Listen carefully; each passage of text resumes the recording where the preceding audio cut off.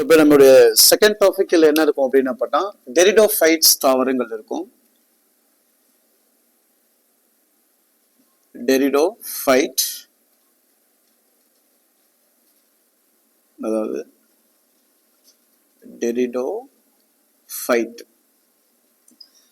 Pteridophyte அப்படின்னு சொல்லப்படுறது. அது தாலோஃபைட்டுக்கு அடுத்தது இருக்கிற பிரயோஃபைட்டுக்கு அப்புறம் வந்து பார்த்தீங்கன்னா டெரிடோஃபைட். So Pteridophyte அப்படின்னா என்ன சார் அப்படின்னா it is a first terrestrial plants in the world. உலகத்திலே முதலில் நிலத்தில் தோன்றிய ஒரு தாவர அமைப்பு எது அப்படின்னு பாத்தீங்கன்னா அதை நம்ம Pteridophytes அப்படின்னு சொல்லுவோம். தாவரங்கள்ல ரொம்ப தனித்துவமானது அப்படின்னு பார்க்கும்போது இந்த Pteridophyteகளை சொல்லுவாங்க. ஏன்னா இதுதான் முதலில் நிலத்துல மட்டுமே வாழும் தன்மை கொண்ட ஒரு தாவரமாக கொண்டு வரப்பட்டது. சோ இது Pteridophyteகள் அது பெரன்ஸ் எனப்படுகின்ற பெரணி அமைப்புகளை பெற்றிருக்கும். பெரணி அமைப்புகளை இது பெற்றது. சோ டெரிடோஃபைட்டுகளை பொறுத்த வரைக்கும் முதல் நிலத்தாவரம் அப்படின்னு சொல்லலாம். அது ரொம்ப பொருத்தமா இருக்கும். ரெண்டாவது என்ன சார் அப்படின்னா it has vascular bundle, vascular கற்றைகள் கொண்ட தாவரம். Vascular bundle. சைலம் ஃப்ளோயம் சொல்லப்படுற சைலம் மற்றும் ஃப்ளோயம் என்று சொல்லப்படுற அமைப்புகளை கொண்டது. சைலம் தெரியும் நமக்கு, நீரை எடுத்து செல்லும் கனிம உப்புகளையும் நீரைகளையும் கடத்தும். ஃப்ளோயம் வந்து பாத்தீங்கன்னா ஒளிச்சேர்க்கையின் மூலமாக ஆற்றலை கடத்தும் இயல்புடையது.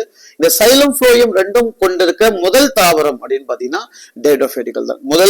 அந்த டெரிடோஃபைட்ஸ் தான் பாத்தீங்கன்னா இந்த வாஸ்குலார் பண்டல்ஸ் வந்து இருக்கிற முதல் தாவர தொகுப்பு என்று சொல்லப்படுது. இதுக்கு முன்னாடி இருந்திருக்கிற இந்த பிரயோஃபைட்டுகள் தாலோஃபைட்டுகள் எல்லாம் பாத்தீங்கன்னா வாஸ்குலார் பண்டல்ஸ் வந்து இருக்காது. So the lack of the vascular bundle. ஆனா முதல் வாஸ்குலார் கற்றைகள் கொண்ட தாவரம் அப்படின்னு கேட்டீங்கன்னா அது டெரிடோஃபைட்டுகளை குறிப்பிடும். டெரிடோஃபைட்டுகள் குறிப்பாக நிழல் மற்றும் கொஞ்சம் ஈரமான பகுதிகளில் வசிக்கும். ஆனா இதுக்கு எங்க நீர் தேவைப்படுகிறதுனா இதனுடைய கருவுறுதல் நிலைப்பாடுகளுக்கு நீர் அவசியப்படும். Water is essential for their embryonic developments like the fertilisation. இதனுடைய கருவுறுதலுக்கு வந்து பாத்தீங்கன்னா என்ன தேவைப்படுகிறது அப்படின்னு கருவளர்ச்சி நிலைப்பாடுகளுக்கு நீரானது அவசியம். நீர் எதுக்கு தேவைப்படுது பாருங்க, நீர் வந்து அதனுடைய கருவுறுதல். சோ நம்ம இதுக்கு முன்னாடி பார்த்த பிரயோஃபைட்ல வந்து பாத்தீங்கன்னா the water is essential for the reproduction அப்படின்னு பார்த்தோம். அதாவது நீரானது இனப்பெருக்கத்துக்கு பயன்படும் என்று பார்த்தோம். ஆனா இங்க அப்படி இல்லை, நீரானது கருவுறுதலுக்கு பயன்படுது. டெரிடோஃபைட்டுகள் வந்து பாத்தீங்கன்னா நீரானது கருவுறுதல் நிலைப்பாடுகளுக்கு பயன்படும். டெரிடோஃபைட்டுகளை சொல்லும் போது the first terrestrial plant in the world சொல்றோம். அதுக்கப்புறம் இது contain the vascular bundles like the xylem and phloem. இத்தனை ஒரு மகத்துவமான அமைப்புகளுக்கு பேரு தான் டெரிடோஃபைட்டுகள். டெரிடோஃபைட்டுகள் தாவரங்கள்ல வந்து பாத்தீங்க அப்படின்னா ரொம்ப நிறைய தாவரங்களை சொல்லலாம். ரொம்ப ஃபேமஸ் வந்து பாத்தீங்கன்னா செலாஜினெல்லா அப்படின்னு ஒரு தாவரம் இருக்கு. செலாஜினெல்லா. சோ இந்த தாவரங்களுடைய இலைகள் அப்படி பாத்தீங்க அப்படின்னா சிறியதாக இருக்கும். அதாவது மைக்ரோஃபிலஸ் அப்படின்னு சொல்லுவாங்க. இத மைக்ரோஃபிலஸ் தாவரங்கள் வந்து பாத்தீங்கன்னா இலைகள் ரொம்ப சின்னதா இருக்கும்.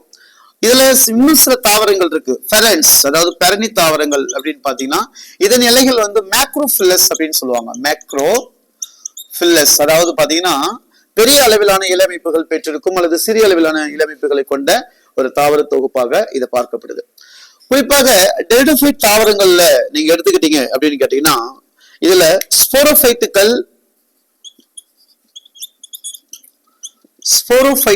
இருக்கு இல்லையா. இந்த ஸ்போரோஃபைட் வந்து பாத்தீங்கன்னா ஸ்போரோஃபிலஸ்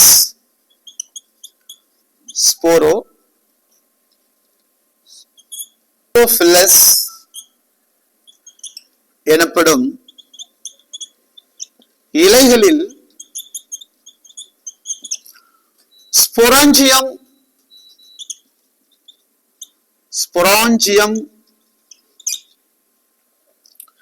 அமைப்புகளை தோற்றுவிக்கும். இலைகளில் ஸ்பொராஞ்சியம் எனப்படுகின்ற அமைப்புகளை தோற்றுவிக்கும். அமைப்பு தோற்றுவித்தல் ஸ்பொராஞ்சியம் ஞாபகம் வச்சுக்கணும். ஸ்போரோஃபைட்டுகள் ஸ்போரோஃபிலஸ் எனப்படுகின்ற இலைகளில் ஸ்பொராஞ்சிய அமைப்புகளை இது தோற்றுவிக்கிறது. ஸ்பொராஞ்சிய அமைப்புகளை இது வந்து தோற்றுவிக்கும்.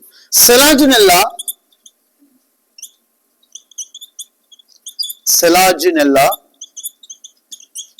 மற்றும் ஈக்யூசிட்டம் போன்ற தாவரங்களில் வந்து பாத்தீங்கன்னா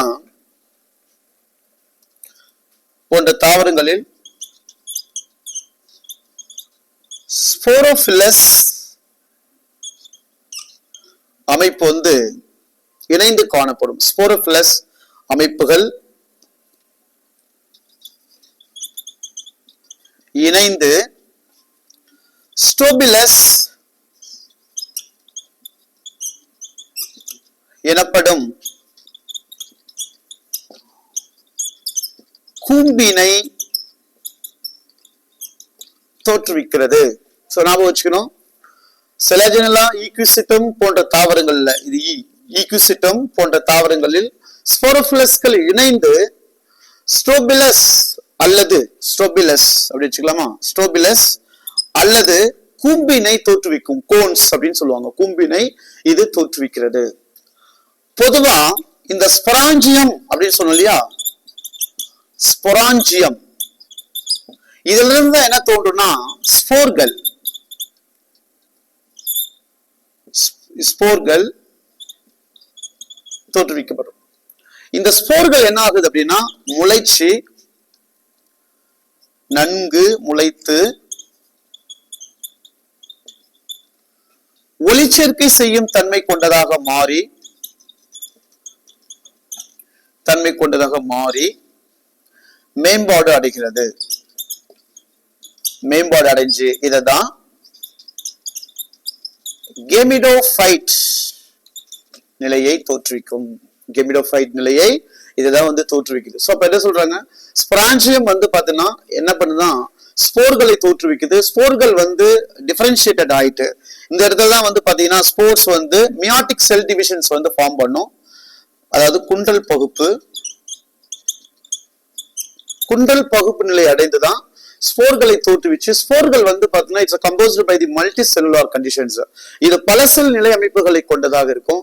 இது பாத்தீங்கன்னா and also it has the ability of the photosynthetic reactions and developed as a கெமிடோஃபைட். கடைசியா பாத்தீங்கன்னா அது கெமிடோஃபைட் ஆக மாற்றம் அடைகிறது. இதுல ரொம்ப முக்கியமான பாக்குற விஷயம் இதுதான். என்ன சொல்றோம் அப்படின்னா இந்த பிளாக் லெட்டர்ஸ் கொடுத்திருக்கோம் பாருங்க. It's very important key points for the gametophytes. So the பாத்தீங்கன்னா ஸ்போரோஃபைட்டுகள் என்னவோ மாற்றம்னா ஸ்போரோபிளஸ் எனப்படுகின்ற இலைகளில் ஸ்பொராஞ்சி அமைப்புகளை தோற்றுவிக்கிறது. சென்டிங் செலாஜினெல்லா ஈக்விசிட்டம் போன்ற தாவரங்களில் ஸ்போரோஃபிலஸ் அப்படின்ற அமைப்புகள் இணைந்து ஸ்டோபிலஸ் ஆர் கோன் என்று சொல்லப்பட்ட கூம்புகளை இது தோற்றுவிக்கிறது. சோ அது அந்த செயல்முறை இரண்டாவது பாயிண்ட்ஸ். அதுக்கப்புறம் ஸ்பொராஞ்சியங்கள்ல இருந்து ஸ்போர்கள் மியாட்டிக் செல் டிவிஷன்ஸ் மூலமா டெவலப்ட் ஆயிட்ட அந்த ப்ராசஸிங் மூலமா என்ன ஆகுது அப்படின்னா ஃபார்ம் பண்ணிட்டு அதுக்கப்புறம் போட்டோசிந்தட்டிக் எபிலிட்டி கொண்ட ஸ்போர்கள் ஃபார்ம் ஆகி அது கெமிடோஃபைட் நிலைகளை அடைகிறது அப்படின்னு சொல்றாங்க. கெமிடோஃபைட் நிலைப்பாடுகளை இது அடைகிறது. சோ ரீப்ரொடக்ஷனை பொறுத்த வரைக்கும், இனப்பெருக்கத்துல பொறுத்த வரைக்கும் பாலிலா இனப்பெருக்க முறைகள் நடக்குது. பாலினப்பெருக்கம். செக்சுவல் ரீப்ரொடக்ஷன் இங்க இருக்கு. இந்த செக்சுவல் ரீப்ரொடக்ஷன் எப்படி நடக்குது சார் அப்படின்னு பாத்தீங்கன்னா already we have seen in the ப்ரியோஃபைட்ஸ். ப்ரியோஃபைட்ல பார்த்தோம். ப்ரியோஃபைட்ல என்ன பார்த்தோம் அப்படின்னு பாத்தீங்கன்னா செக்சுவல் ரீப்ரொடக்ஷன்ஸ்ல ரெண்டு கேமிட் ஃபார்ம் ஆகிறத நம்ம கொண்டு போனோம். ஒன்னு மேல், இன்னொன்னு பாத்தீங்கன்னா ஃபீமேல். இந்த மேல் அப்படின்றது பாத்தீங்கன்னா இதை நம்ம என்ன ஆந்திரிடியம் அப்படின்னு கொடுத்தோம். தமிழ் அப்படிதான் கொடுத்தோம், ஆந்திரிடியம். ஆந்திரிடியம் பெண்ணோட அமைப்புகள்ல ஆர்கிகோனியம் கொடுத்தோம். ஆர்கிகோனியம், ஆந்திரிடியம், ஆர்கிகோனியம் அப்படின்னு கொடுத்தோம். ஆந்திரிடியம் ஆர்கிகோனியம் ரெண்டும் என்ன ஆகுதுன்னா ஃபியூஸ் ஆகுது. அப்படி ஃபியூஸ் ஆகும் போது இங்க என்ன ஆகும், சைகோட் ஃபார்ம் ஆகுது. ஜைகோட் பாத்தீங்கன்னா இந்த நிலைகள்ல ரெண்டு ஒன்னோடு ஒண்ணு ஜாயின் பண்ணி சைகோட் மியாட்டிக் டிவிஷன்ஸ் ஆயிட்டு இதை ஸ்போரோஃபைட் நிலைகளை தோற்றுவிக்குது. ஸ்போரோஃபைட் நிலையை தோற்றுவிக்குது. இந்த ஆண் பெண் இனசிறுகள் இருந்து சைகோட் ஃபார்ம் ஆகி சைகோட் ஸ்போரோஃபைட் உருவாகிற இந்த நிலைக்கு பேரு டாமினன்ட் ஜெனரேஷன் சொல்லப்படுது. அதாவது ஓங்கிய சந்ததி இதுன்னு சொல்லப்படுற இந்த நிலை. இந்த ரெண்டுமே அமைந்து ஓங்கிய நிலைமைப்புகள் ஸ்போரோஃபைட்டுகள் மூலமாக தோற்றுவிக்கப்படும். ஸ்போரோஃபைட்டுகள் பாத்தீங்கன்னா அடுத்தடுத்த செயல்முறைகளுக்கு அப்புறம் அது கெமிடோஃபைட் ஃபார்ம் ஆகிறதுக்கு வாய்ப்புகள் ஏற்படுத்தி கொடுக்கும். கெமிடோஃபைட் நிலையை அது தோற்றுவிக்கிறது. சோ நம்ம அங்க என்ன சொன்னோம் அப்படின்னா ஸ்போரோஃபைட்டுக்கு பிரயோஃபைட்ல வந்து இந்த ஸ்போரோஃபைட்டிக்கல் கெமிடோஃபைட்ல போய் என்ன பண்ணும் நியூட்ரிஷன் வந்து அப்சார்ப்ஷன் பண்ணும். ஏன்னா கெமிடோஃபைட் பேசிக்கலி போட்டோசிந்தட்டிக் ரியாக்ஷன்ஸ்ல இருக்கக்கூடியது அது பிரயோஃபைட்ல. சோ அதுக்கப்புறம் அது போய் ஸ்போர்ட்ஸா வந்து டெவலப் பண்ணிட்டு ஹாப்ளாய்டு கண்டிஷன்ல இருந்து பாத்தீங்கன்னா கெமிடோஃபைட்டை ஃபார்ம் பண்ணும். இங்க அப்படி கிடையாது.